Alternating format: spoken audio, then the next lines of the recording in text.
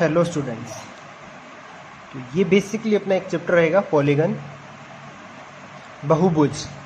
तो ये videos basically Hindi माध्यम के बच्चों के लिए होंगे, बट मैं दोनों ही बायलैंग्वेज में चलने की कोशिश करूँगा। तो इंग्लिश मीडियम वाले एज वेल एज हिंदी वाले दोनों को इससे सीखने को मिलेगा, ठीक है। बट मेरा मेन पर्पज़ रहेगा हिंदी माध्यम वाले बच्चों के लिए ये वीडियोज़। तो इन वीडियोज़ में, आने वाले वीडियोज़ में मैं मेंसुरेशन कवर करने की कोशिश करूँगा, ठीक है, जिसकी मैं शुरुआत कर रहा हूँ बहुभुज से। फिर आगे आपका त्रिभुज, आयत हो गया ना, मतलब चतुर्भुज में जो भी आते हैं आपके, स्क्वायर, वर्ग हो गया, आयत हो गया, समांतर चतुर्भुज हो गया, ये सब चीज़ें अपन डिस्कस करेंगे।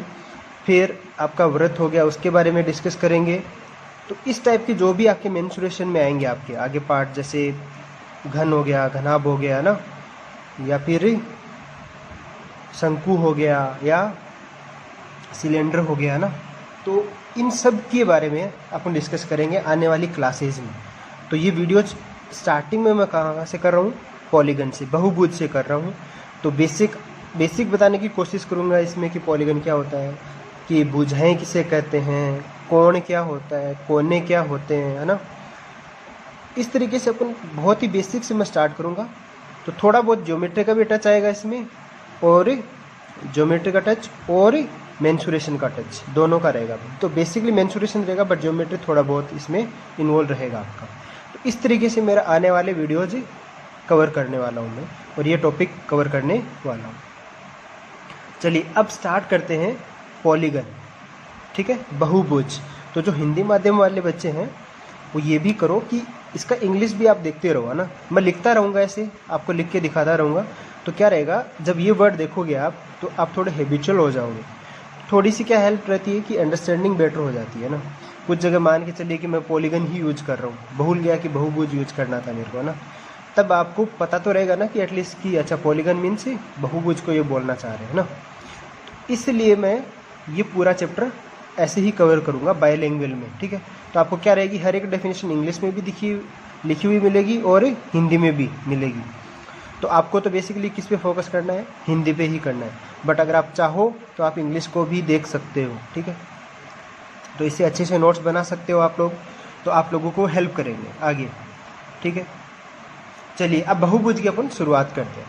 देखिए बहुभुज नाम से ही पता लग रहा है, बहु मतलब क्या होता है, बहुत सारी, और भुज का यहाँ पे बेसिकली मतलब क्या है, भुजाएं हैं। तो बहुभुज मतलब बहुत सारी भुजाएं।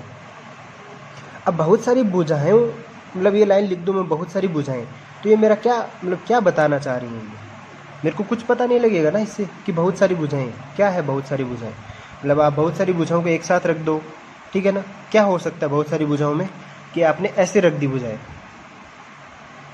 ये भी तो बहुत सारी भुजाएं हो गई। अब इन्हीं को अगर आपने ऐसे रख दिया तो अभी तो भुजाएं ये भी चार हैं और भुजाएं ये भी चार हैं, बट दोनों में क्या है, अंतर है। क्या अंतर है, ये भुजाएं मेरे को क्या बताएंगी कि बस मैंने ऐसी चार लाइनें खींच दी है ना।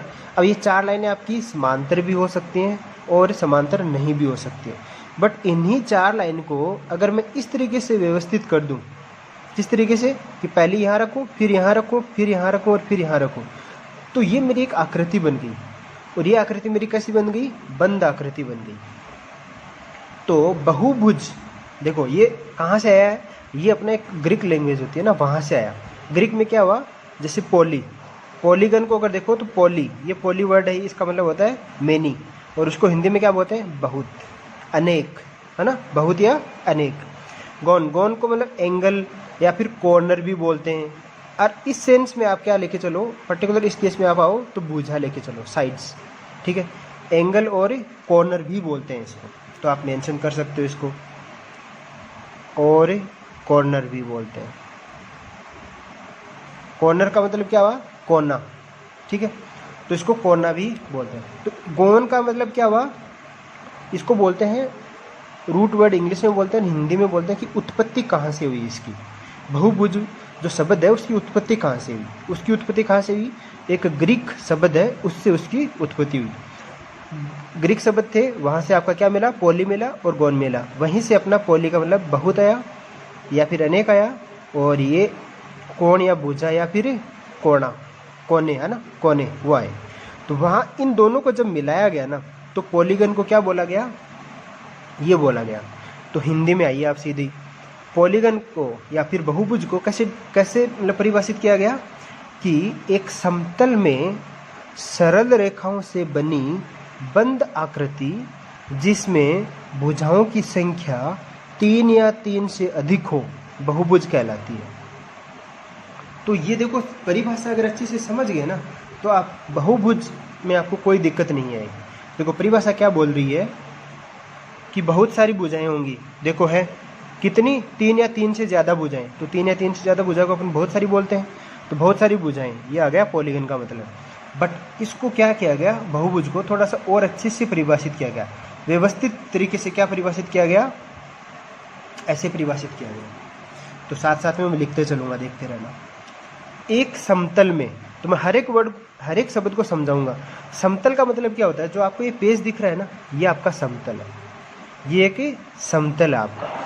जैसे आप जिस जगह मतलब आपका जो रूम है, तो रूम का जो फर्श है ना, वो आपका क्या है, समतल है एक, ठीक है। तो समतल होने का क्या मतलब है, पेज हो गया या फिर आपका बुक हो गया, बुक का कवर हो गया, इस तरीके की जो भी आकृति है उनको क्या बोलते हैं, समतल बोलते हैं।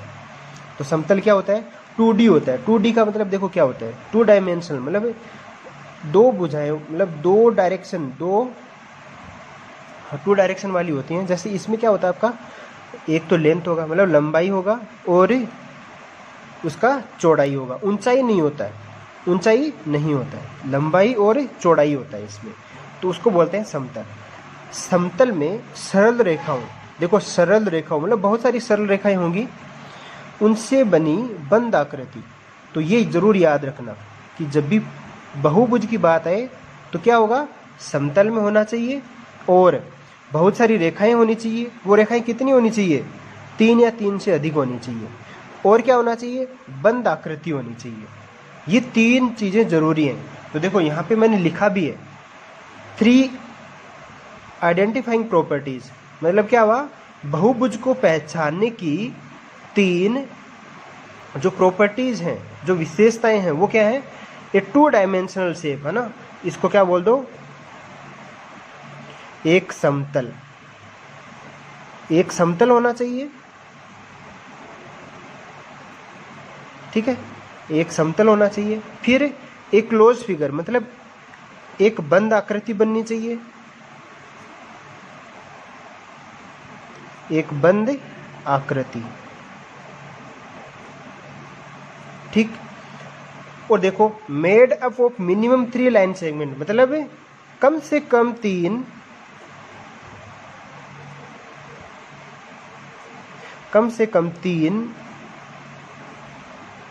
लाइन सेगमेंट को क्या बोलते हैं, रेखाखंड, ठीक है।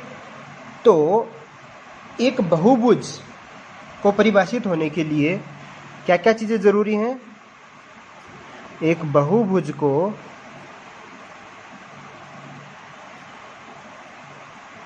परिभाषित होने के लिए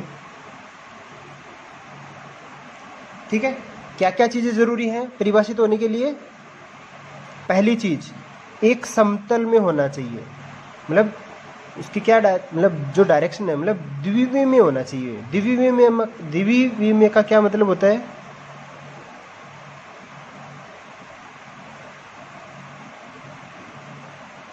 द्विविमीय मतलब क्या हुआ, जिसकी 2 दिशाएं हो, है ना, उसको द्विविमीय बोलते हैं। तो आपका जो समतल होता है वो क्या होता है, द्विविमीय होता है, ठीक है। तो क्या होना चाहिए, एक समतल होना चाहिए, एक बंद आकृति बननी चाहिए, और कम से कम 3 रेखाखंड होने ही चाहिए। 3 से ज़्यादा है तो बहुत ही अच्छी बात है। अगर ये तीनों चीज़ें हैं तब आपका बहुभुज परिभाषित हो रहा है। इसके अलावा कुछ भी है तो बहुभुज परिभाषित नहीं है। क्यों नहीं होगा वो अपन देखेंगे, आने वाली एग्जाम्पल से समझेंगे। अब बात आती है, देखो एग्जाम्पल्स ऑफ पॉलीगन, बहुभुज के क्या क्या उदाहरण है, ठीक है। बहुभुज के क्या क्या उदाहरण है। पहला उदाहरण आपका त्रिभुज, ठीक है, आप फेमिलियर हो त्रिभुज के साथ, जानते हो इस टाइप की आकृति होती है वो क्या होती है, त्रिभुज। या फिर स्क्वायर हो, स्क्वायर को भी आप जानते हो, इस टाइप की बनती है स्क्वायर। आयत में क्या होता है आपका, एक जोड़ा है वो क्या होता है, एक जोड़ा समान लंबाई का होता है ना। तो जो ये सामने वाले जोड़े हैं वो समान लंबाई के होते हैं, ये और एक, इसकी लेंथ सेम होगी, इसकी और इसकी लंबाई सेम होगी। आयत ये वर्ग में क्या होता है आपका, सभी जो भुजाएं हैं उनकी लंबाई समान होती है। अब देखो क्वाड्रिलेटरल, चतुर्भुज, चतुर्भुज में क्या है आपका, आयत भी तो आता है, वर्ग भी आता है, इसमें देखो और भी आते हैं, समचतुर्भुज आपका, या फिर आपका समांतर चतुर्भुज हो गया, या फिर आपका पतंग हो गया ना। तो ये सब तरीके की आकृति आती हैं। फिर आपके जैसे पेंटागन हो गए, मतलब 5 भुजाओं वाली कोई आकृति है या 6 भुजाओं वाली कोई आकृति है, वो सब किसके उदाहरण है, बहुभुज के उदाहरण है। चलिए, तो ये तो वह उदाहरण। अब देखिए मैं आपको कुछ एग्जाम्पल्स बताने वाला हूँ, आपको ये पहचानना है कि इनमें से कौन सा बहुभुज है या कौन सा नहीं है। उनमें क्या चीज़ें ध्यान रखोगे, ये 3 चीज़ें ध्यान रखोगे, ठीक है ना, समतल, बंद आकृति और 3 रेखाखंड वाला होना चाहिए। चलिए, तो अब अपन एक एक करके एग्जाम्पल्स देखते हैं। तो मैंने क्वेश्चन भी लिख दिया, देखो, which one is a polygon, इनमें से कौन सा बहुभुज है, ठीक है। तो बहुभुज होने के लिए देखो, पहला द्विविमीय होना चाहिए। क्या ये द्विविमीय है, बिल्कुल है। देखो द्विविमीय में तभी होगा जब वो पेपर पे रखा जा सकता है या पेपर पे उतारा जा सकता है उसको ना। जैसे त्रिविमीय होता है, उसको भी पेपर पे उतार सकते हैं अपन, अगर वो पेपर पे आ गया तब वो आपका क्या कंसिडर हो जाएगा, अभी उसको आप कंसिडर कर सकते हो, क्योंकि अपने को थोड़ी पता है कि वो त्रिविमीय था, पहले पेपर पे उतार दिया तो क्या हो गया, वो अब द्विविमीय हो गया। तो ये आपको दिख रहा है एक ऐसा, इस टाइप की आकृति। तो ये समतल पे है, पेपर पे है ना, पेपर पे है तो होगा। पहला जो शर्त रखी मैंने वो मेरी फुलफिल हो रही है, मतलब मेरी संतुष्ट कर रहा है। सेकंड जो शर्त थी वो देखो, सेकंड शर्त क्या थी, बंद आकृति होनी चाहिए। क्या बंद आकृति है, देखो कहीं से भी मैं इससे बाहर नहीं निकाल सकता, अगर मैं इसके अंदर आ गया तो बंद आकृति है। तीसरा क्या होना चाहिए, कम से कम 3 रेखाखंड होने चाहिए। तो देखो कितने रेखाखंड है इसमें, 1 2 3 4 है, 3 से ज्यादा है, तो क्या होगा, ये एक बहुभुज होगा। बहुभुज होगा तो लिख देता हूं मैं, ये क्या होगा आपका, बहुभुज होगा। इस तरीके से आपको देखना होगा। चलो अब दूसरा उदाहरण देखते हैं। फिर से देखो, क्या पेपर पे है, पेपर पे उतारा जा रहा है ना, उतारा जा रहा है। दूसरा क्या बंद आकृति है, देखो अगर अंदर हो गया मैं इसके तो क्या मैं कहीं से बाहर आ सकता हूँ, नहीं आ सकता, बंद आकृति है। क्या 3 से ज्यादा रेखाखंड है इसमें, देखो 1 2 3 4 5 6 7 रेखाखंड है, 3 से ज्यादा ही है, कम से कम 3 होने चाहिए, 3 से ज्यादा है तो बहुत ही अच्छी बात है तो बहुभुज होगा। मैं देखो बहुत ही बेसिक सा बता रहा हूँ ना, और ये वाला वीडियो है बहुत ही बेसिक से होगा, फिर आगे जैसे जैसे आपकी क्लास बढ़ती जाएगी आपको कुछ अच्छी चीज़ें और बताऊंगा मैं ना बहुभुज के बारे में। अब चलो तीसरे उदाहरण पे चलो। तीसरे उदाहरण में देखो, क्या समतल पे है, बिल्कुल है, पेपर पे उतारा गया है ना, उतारा गया है। क्या बंद आकृति है, अगर मैं अंदर आ गया तो बंद आकृति है। दूसरी शर्त भी ये संतुष्ट कर रहा है। तीसरी शर्त देखो क्या है, क्या होना चाहिए, रेखाखंड होना चाहिए, रेखाखंड होना चाहिए। जबकि ये तो क्या है, ये देखो क्या है, एक ऐसे आकृति बन रही है ना, रेखाखंड तो नहीं है अपना, ठीक है। तो इसमें क्या आ रही है, वक्राकार आ रही है ना, इसको क्या बोलते हैं अपन, वक्र बोलते हैं ना। तो वक्राकार आकृति है ये, वक्राकार आकृति, इसलिए बहुभुज नहीं।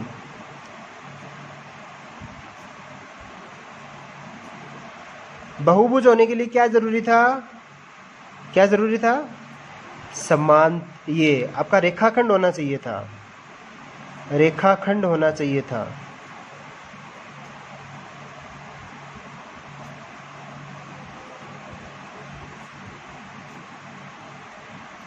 तो क्या चीज ध्यान रखोगे, अगर वक्राकार आपकी आकृति आ रही है तो वो आपकी आकृति बहुभुज नहीं हो सकती है।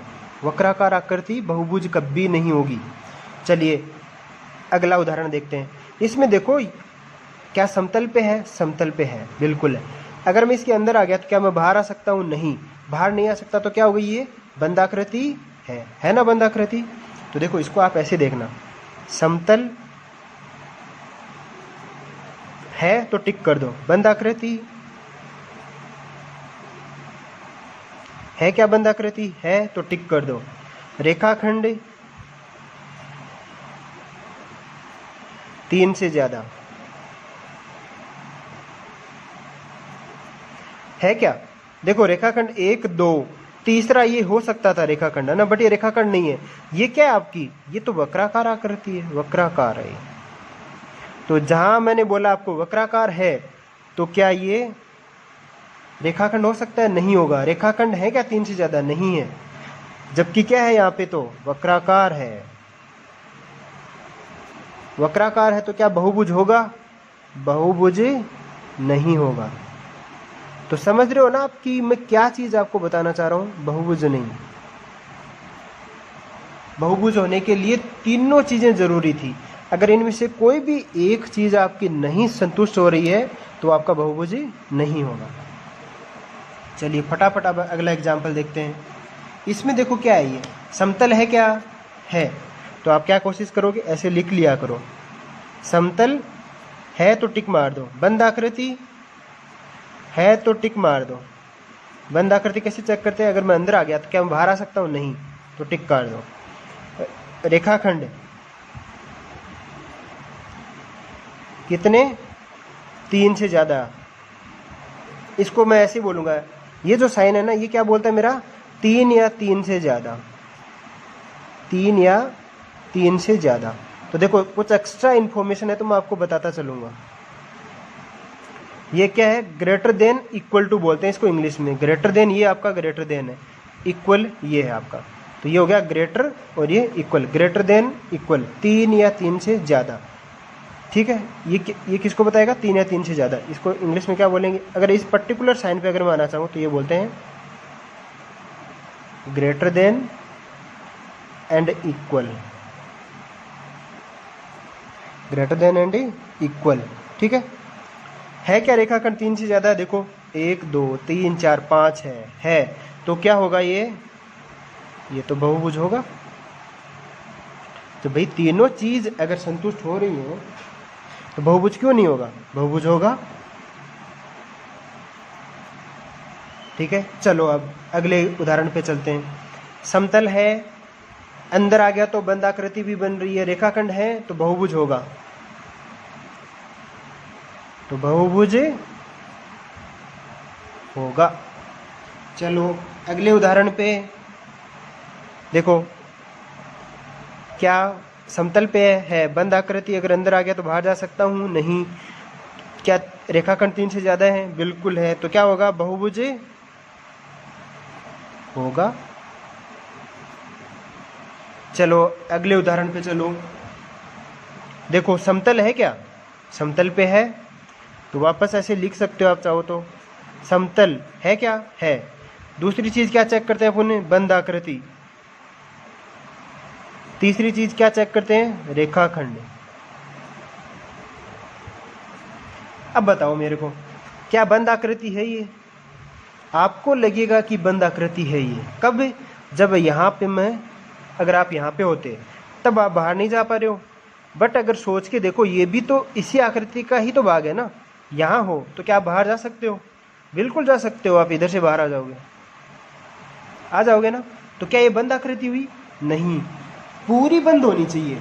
तो क्या ये पूरी बंद है क्या? नहीं है। देखो बंद आकृति का कहने का क्या मतलब है कि आप मान के चलो यहाँ से चले, ठीक है, ऐसे गए ऐसे गए ऐसे गए और वापस ऐसे पॉइंट पे आ गए और दोनों मिल गए, तब आपका क्या हो जाएगा? वो बंद आकृति बन गया। इसको कहते हैं बंद आकृति। ये अब आप बाहर नहीं जा सकते हो ना। जैसे आपका रूम होता है, तो रूम में अगर मैं आपका जो दरवाजा है उस पर भी मैं अगर दीवार लगा दूं, दीवार बना दूं, तो क्या होगा? वो पूरा बंद हो गया ना। बंद हो गया तो आप बाहर ही नहीं जा पाओगे। तो क्या हो गई, वो बंद आकृति हो गई। बट इस केस में आपका क्या हो रहा है, यहाँ से बाहर आ जाओगे तो बंद आकृति है क्या, ये नहीं है। अब रेखाखंड को चेक करने की जरूरत ही नहीं है, एक क्रॉस होते ही आपका बहुभुज नहीं होगा, बहुभुज नहीं।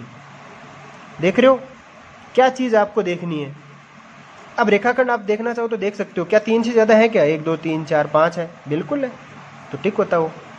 चलो अब अगले उदाहरण पे, इसमें देखो समतल है क्या है, बंद आकृति, ये तो बिल्कुल नहीं है। यहां से मैं देखो ऐसे भाग जाऊंगा तो ऐसे भाग गया तो बाहर आ गया, बाहर आ गया तो बंद आकृति नहीं है, तो बहुभुज नहीं है ये। ठीक है, तो अगर पूरे उदाहरण आपने देख लिए तो आपको ऐसे पूछेगा तो उसमें दिक्कत नहीं आएगा आपको। चलिए अब देखिए, ये आकृति है क्या, समतल में है, क्या भुजाएं कितनी है, सॉरी बंद आकृति है कि नहीं है, बिल्कुल है, बाहर नहीं आ पाओगे। रेखाखंड कितने हैं, 1 2 3, बिल्कुल है 3 है, कोई दिक्कत नहीं है। बट दिक्कत कहाँ पे आ गई, ये देखो, ये दिक्कत पैदा कर दिया अपना, ये क्या आ गई, वक्राकार, वक्राकार आ गई। वक्राकार आते ही बहुभुज नहीं, कोई भी एक साइड अगर आपकी वक्राकार आ गई ना तो बहुभुज नहीं होगा। ठीक है, तो बहुभुज नहीं होगा। कौन कौन सी जगह बहुभुज नहीं होगा, अगर वक्राकार आकृति आ गई या फिर आपकी खुली आकृति आ गई, तब आपका बहुभुज नहीं होगा। ये 2 केस में आपका बहुभुज कभी नहीं हो सकता। या फिर आपके रेखाखंड है वो 3 से ही कम है, तब बहुभुज नहीं होगा। या फिर आपका समतल पे नहीं है तो बहुभुज नहीं होगा। ठीक है, अब ये वाला देखिए, इसमें आप समतल पे है, यहाँ पे रहते तब भी बंद है, यहाँ पे भी रहते तब भी बंद, बंद आकृति है। रेखाखंड 1 2 3 1 2 3 4 है तो बहुभुज होगा। ठीक है, अब देखिए इस केस में जब आप देखोगे ना, इसको मैं आगे चल के बोल दूंगा कॉम्प्लेक्स। ठीक है, ठीक है, कॉम्प्लेक्स पॉलीगन बोलते हैं इसको ना, बहुभुज है, बहुभुज। ठीक है, ये बहुभुज है। ठीक है, तो क्या करना आपको, देखो ये आता है कॉम्प्लेक्स पॉलीगन। तो जब भी अपन बात करते हैं इस टाइप की फिगर की, है ना, इस टाइप की आकृति की, या फिर इस टाइप की आकृति की, या फिर इस टाइप की आकृति की, तो देखो ये सब क्या है, स्टार, एक स्टार पॉलीगन बोला जाता है ना, उसमें आप कंसिडर कर सकते हो। ये ऐसे पॉलीगन है या ऐसे बहुभुज हैं जो क्या कर रहे हैं, एक दूसरे को क्या कर रहे हैं, अपने आप को ही इंटरसेक्ट कर रहे हैं। इंटरसेक्ट मतलब क्या होता है, अपने आप को ही एक जगह कट कर लेते हैं, ये अपने आप को ही एक जगह काट रहे हैं। ये जैसे ये वाली है ना, तो ये एक्चुअल में क्या है कि ये यहाँ तक था, ये एक्चुअल में क्या था, पूरा ऐसे कोई फिगर था, उसको मैंने क्या कर दिया, मरोड़ दिया ना ऐसे। तो मरोड़ने के बाद जो आकृति है वो कुछ ऐसी दिखेगी मेरी। तो जब आप एक तार है उसको आप मरोड़ते हो ना, जैसे मान के चलिए ये था ऐसे, अब अगर इसको मैं मरोड़ दूं ऐसे, और मान के चलिए इसको मरोड़ दिया ऐसे कि ये ऐसे आ जाए फिर, और या फिर ऐसे मान लो, तो क्या हो रहा है, देखो ये क्या हो रहा है, एक दूसरे को कट कर रहे हैं यहाँ, कहाँ पे, इस बिंदु पे। इसलिए इनको क्या बोलते हैं, कॉम्प्लेक्स पॉलीगन बोलते हैं। इसके बारे में आने वाली क्लासेज में बहुत अच्छे से डिस्कस करूँगा ना। अभी के लिए ये मान के चलो, होता क्या है कि जब भी अपन स्कूलिंग तक की बात होती है तो इसको बहुभुज कई बार नहीं मान लिया जाता है। क्यों, बिकॉज अपन क्या करते हैं, जो साधारण आकृति होती है ना उसी को बहुभुज से कंपेयर करवाते हैं अपन। बट जब आप थोड़ा सा हायर क्लासेज में जाओगे या फिर बहुभुज की और अगर अपन बहुत डेप्थ में परिभाषित करें तो काफ़ी जगह इसको बहुभुज माना गया है ना। ठीक है, उसको परिभाषित किया गया है कि ये बहुभुज होता है। तो इसी के लिए मतलब एक ही भाग भी बना दिया कि जो स्टार होते हैं वो बहुभुज होते हैं, तो इसलिए मैं इसको बहुभुज मान के चल रहा हूँ। ठीक है, तो ये बहुभुज होगा। ठीक है, ये वाला देखिए, क्या ये बहुभुज होगा, इसमें भी देखो क्या समतल पे है, क्या बंद आकृति है, क्या 3 से ज़्यादा अंतक इसके रेखाखंड है, तो ये क्या होगा, बहुभुज होगा। अब फिर से वही बात आ गई, इस टाइप की आकृति को थोड़ा कन्फ्यूजन रहता है कि बहुभुज माने कि नहीं माने, है ना। तो आप लोग चाहो तो इस पर थोड़ा सा सर्च कर लेना ना, तो ये भी बहुभुज होगा। ठीक है, क्यों होगा, बिकॉज ये कॉम्प्लेक्स पॉलीगन टाइप का है।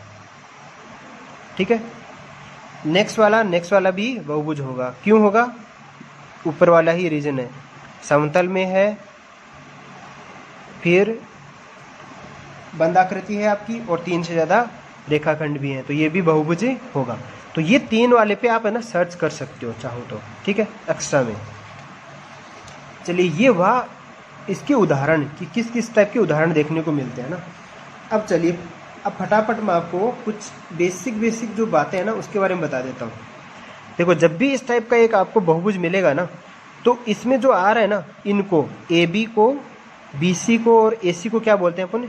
साइड्स या भुजाएं बोलते हैं इनको। ये आप आई थिंक पहले ही पढ़ चुके हो ना, इनको बोलते हैं भुजाएं। क्या? जिनसे ऐसे रेखाखंड जिनसे आपका क्या बन रहा हो, बहुभुज बन रहा है, तो उनको अपन क्या बोलते हैं? भुजाएं बोलते हैं। याद रखनी है बस आपको ये। क्यों ये याद इसलिए रखनी है? बिकॉज ये बहुत ही बेसिक है, मतलब स्टैंडर्ड बनाया गया है इसको, मतलब यहाँ ऐसा माना गया है और फिर आगे बढ़ा गया है। इसके बाद में देखिए, ये जो पॉइंट आ रहे हैं ना, A, B और C, इनको अपन बोलते हैं वर्टिसेज। वर्टिसेज या फिर कोने। कोने आप जानते हो, जैसे आपकी रूम है तो रूम में कितने कोने होंगे? 8 कोने होते हैं ना। आप देखना कौन कौन से 8 हो सकते हैं वो, या ज़्यादा है तो बताना। ज़्यादा भी हो सकते हैं क्या? सोचना इस बारे में। तो इनको बोलते हैं कोने, ठीक है। तो मान के चलिए, अगर मैंने ऐसी कोई आकृति बना दी तो इसमें कितने कोने हैं? 5 कोने हैं। 1 2 3 4 और ये कोने हैं 5। कितनी भुजाएं हैं? 1 2 3 4 5 भुजाएं हैं, ठीक है। तो बहुत ही बेसिक्स है, आगे से ध्यान रखना है इसको। अब देखिए आगे, देखो क्या बोला गया है। बोला है एडजेसेंट साइड्स या फिर आसन भुजाएं। अब आसन वर्ड आते हैं, अपन क्या समझते हैं कि बहुभुज की जिन 2 भुजाओं का सीमांत बिंदु उभयनिष्ठ होता है उन्हें संलग्न अथवा आसन भुजाएं कहते हैं। देखो कैसे,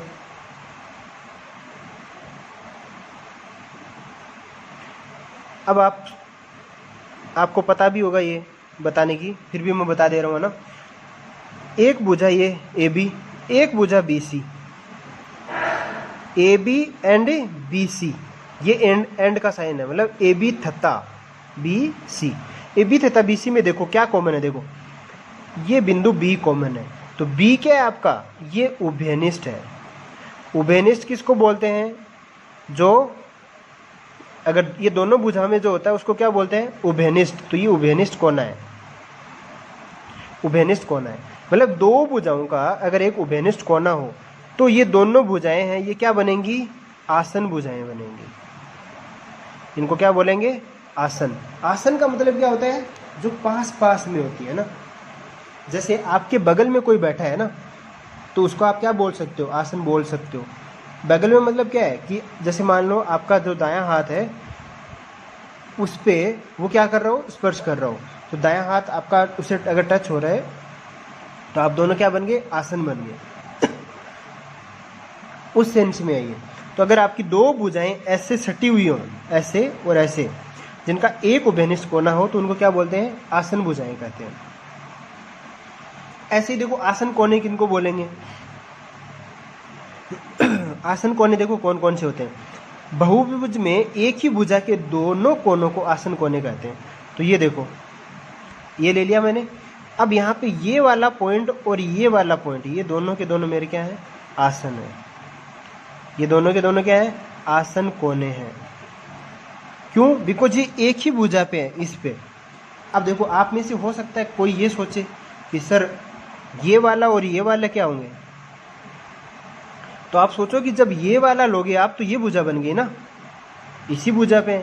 सिमिलरली आप इसमें देखो, अगर मान के चलिए ये वाला कोना लेते आप और ये वाला कोना लेते, तब ये दोनों क्या बन गए? आसन कोने बन गए। इनको आसन कोने बोलते हैं। होपफुली आप लोगों को अभी ये समझ में आया होगा। अब विकिरण देखो क्या होते हैं। विकिरण किनको बोलते हैं? किसी बहुभुज के असंलग्न शीर्ष बिंदुओं को मिलाने वाली रेखा विकिरण कहलाती है। तो देखो कैसे, ऐसे है ना। तो इसमें देखो हो क्या रहा आपका? किसी बहुभुज के असंलग्न शीर्ष बिंदु। असंलग्न कौन से होंगे शीर्ष बिंदु? ये ए तथा बी, ये तो क्या है आपके? संलग्न है ना, संलग्न शीर्ष है ना। जो कोने हैं उन्हीं को क्या बोलते हैं अपन? शीर्ष भी बोलते हैं। जो कोने हैं उन्हीं को क्या बोलते हैं अपन? शीर्ष बोलते हैं। तो ये दोनों क्या है? आपके संलग्न है। असंलग्न कब होंगे? जब ये ले लूँ मैं, ठीक है, ये वाला ले लूँ और ये वाला ले लूँ। देखो अब आपके संलग्न नहीं है। क्यों संलग्न नहीं है? बिकॉज एक ही भुजा के नहीं है। ये इस भुजा पे है और वो उस भुजा पे है। या फिर ये इस भुजा पे है तो वो उस भुजा पे है। अलग अलग भुजाएं हैं। तो ये दोनों को जब आप मिलाओगे ना ऐसे, तो ये आपका बनता है डायगोनल या विकिरण। ये आपका बनता है विकिरण। ठीक है। अब देखो, हो सकता है किसी कोई और कुछ सोचते कि सर आप बी को और डी को भी तो मिला सकते थे, ये भी तो है। बिल्कुल है, बी और डी को आप मिलाओगे ना, ये भी विकिरण ही है। ठीक है ना, ऐसे बनते हैं विकिरण। अब मान के चलिए मैं एक और एग्जांपल ले लेता हूं। अगर ऐसे ले लो, अब देखो, अगर आप इसको पकड़ लो, ये आपका अगर शीर्ष है या ये कोना है आपका, तो ये कोना तो नहीं ले सकते। ये कोना लेते क्या बन गया, ये संलग्न बन गया। बस ये क्या बोलना चाह रहा है, असंलग्न लो। तो असंलग्न कौन सा होगा, ये वाला। तो अब इन दोनों को मिलाओगे ना, तो ये विकिरण है इसका। ऐसे ही देखो, इसको ले लिया, इसको लो, ये भी तो असंलग्न है। तो ये मिलाओगे, ये भी आपका विकिरण है, कोई दिक्कत नहीं, दोनों विकिरण है। इसी तरीके से इससे मिलाते आप, तो ये देखो, ये संलग्न बन गया, एक ही भुजा पे है ना, तो ये संलग्न कोने है, तो इसको नहीं ले सकते आप, ये विकिरण नहीं बनाएगा। तो और क्या विकिरण बन सकते हैं इसमें, देखो, अगर आप ये वाला ले लो, इसको लोगे तो ये संलग्न बन गया, नहीं ले सकते। इसको लोगे तो क्या विकिरण बन सकता है, देखिए।